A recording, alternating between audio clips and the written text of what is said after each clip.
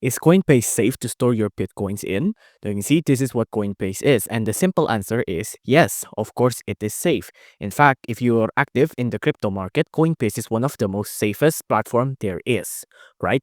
So if you want to sign up to crypto or you want to sign up to Coinbase and you want to get started with crypto, you can just click on sign up here and then you just have to enter in your email address. You might need to add in a couple of things like your phone number and your other verification data, but of course it's just very easy to sign up.